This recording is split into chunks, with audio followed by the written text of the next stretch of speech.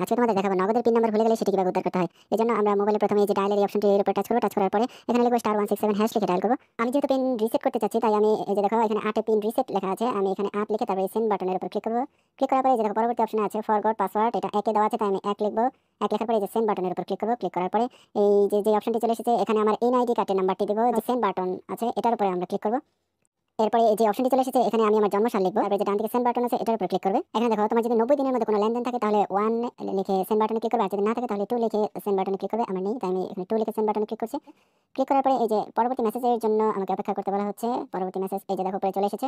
দেখো এখানে আবার বলছে *167# লিখে নতুন এই যে 4 ডিজিটের পিন নাম্বার সেট করার জন্য বলা হচ্ছে। আমি তাই এখান থেকে বের হয়ে চলে আসলাম। চলে আসার পরে এখানে আবার আমি *167# লিখছি। লেখার পরে এই যে দেখো এখানে এন্টার নিউ পিন, অর্থাৎ নতুন পিন নাম্বার দিতে বলছে। আমি আমার মতো করে এখানে 4 ডিজিটের পিন নাম্বার লিখছি। লেখার পরে যে সেন্ড বাটনে ক্লিক করব। ক্লিক করার পরে যে কনফার্ম নিউ পিন, অর্থাৎ যে পিন নাম্বারটি আমি প্রথমে দিয়েছি সেই পিন নাম্বার